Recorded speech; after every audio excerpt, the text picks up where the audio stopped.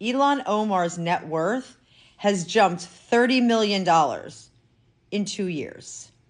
So while every day when you punch that clock and you grind away, and then you come home still worrying about whether you're going to be able to feed your family at the end of the week, this is what's going on in her living room. Her husband launched a venture capital company, Rose Lake Capital, in 2022. You want to know what they do? They sniff out every federal subsidy, every green energy tax credit, all the ESG slush funds, every loophole Congress writes, and packages it nicely for fat insiders for profit. That's not smart investing. That's professional looting, using programs on the backs of taxpayers that are funded by insiders in Congress. That's the same playbook that we're seeing in Minnesota with all the fraud, though, aren't we? I mean, you don't really think that that's a coincidence, do you? Or that they're just super lucky. The Somalians have probably the lowest IQ and the lowest education level of any immigrant.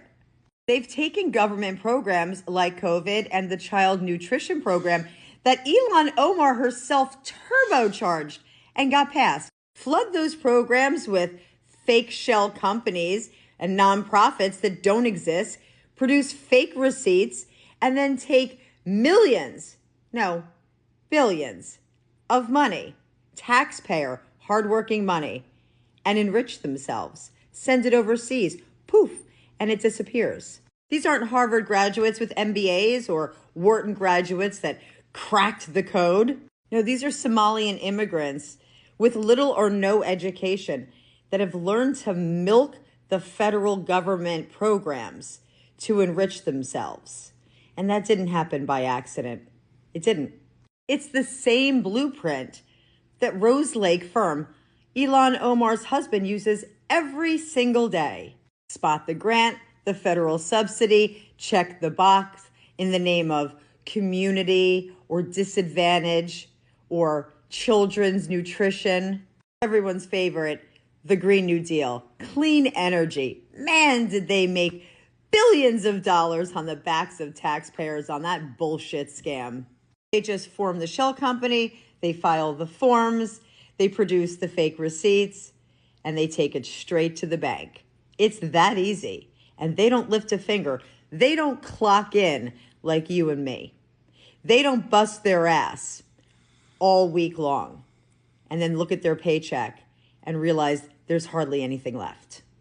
While Ilhan Omar is preaching tax the rich and hardworking Americans are white supremacists that need to be eradicated, she and her husband can quite possibly be teaching an entire network how to vacuum the system and gobble up all of your taxpayer money without even breaking a sweat. While you're grinding away for $75,000 a year before the government even takes their cut, just recognize that Ilhan Omar's husband went from lint in his pocket to $30 million in less than 2 years. They're teaching their community to do the exact same thing. From yours and my blood, sweat, and tears. And don't think for a minute that these local, state, and federal politicians who write these programs don't have the inside skinny on how to get rich off them. When is there going to be accountability? That's what I want to know. Because we can break these stories and we can say, oh, wow, after the fact, look at all those billions of dollars that were stolen from Americans. I want my money back. How about you?